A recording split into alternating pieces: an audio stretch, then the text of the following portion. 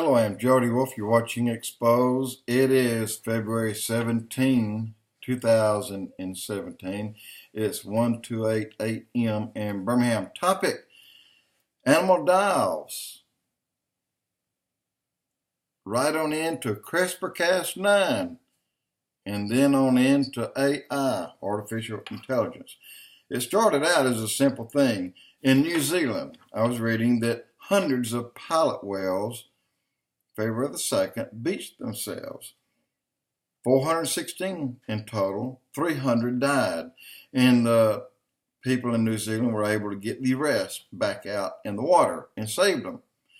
And then I read there's a locust plague in full swarm today in Bolivia, and they've never had this in Bolivia, and with already a food shortage, so that hurts. And then in Naples, in Italy, thousands and thousands of bees are washing up on the beaches. Bees.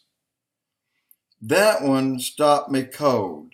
I quit looking at the rest and paying attention to the rest because I know why the bees die. It's been found that chemtrails are killing the bees. And that leads me into something else and then something else. So let me get there quickly. I'll do two parts, both will be short. On the bees, it's simple. Kill the bees so they can't pollinate plants so that they can grow. In other words, if you plant a crop of corn, you really, at the end, you gather corn and you replant that next year because it's been pollinated. Well, with bees dying off, that doesn't happen. So you have to plant a new crop every year. You have to buy new seed, and that is GMO. It's lab-generated food. It's GMO. It's and look, corn. They say cattle won't eat it, and that's the truth. Unless they break it up in smaller pieces and coat it with something sweet and mix it with a feed, then the cattle will eat it. But if you do this, and I did it for a test myself, and it happened, I had a vegetable stew, and I had a lot of corn in it, a lot of peas, and okra, and the bean, other stuff.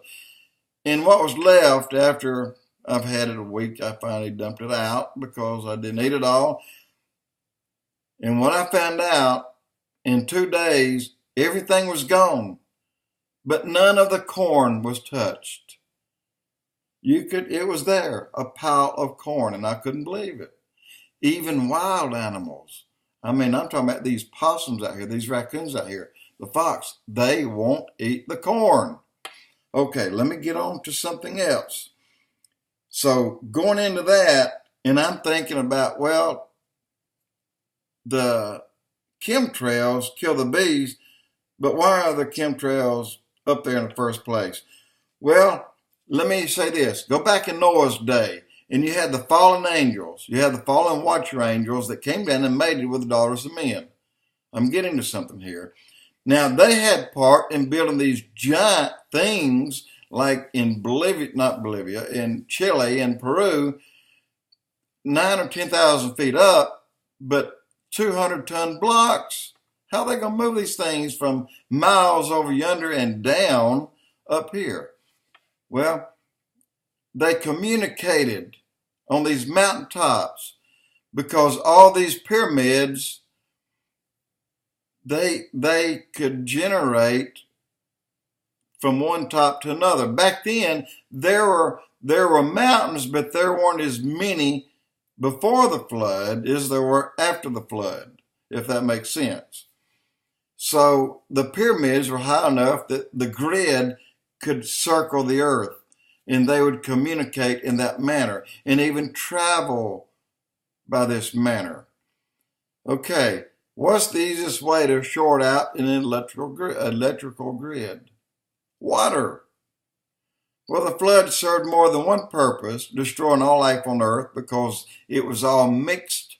It was all inbred. It was, everything was bred with everything. God had destroyed all, and he saved the people that hadn't been infected but one was infected with the DNA. So they were here in the days of Noah and after. So let me move on. So why today are we having chemtrails? The metal particles, very tiny flakes that float, they're not heavy. They're coated with this, whatever the other stuff is that falls to the ground that kills certain kinds of pollinating, such as bees, and also kills and well, it's bad for our health. They have proved that many times over. And they're now saying it even creates or causes dementia at an earlier age or stage.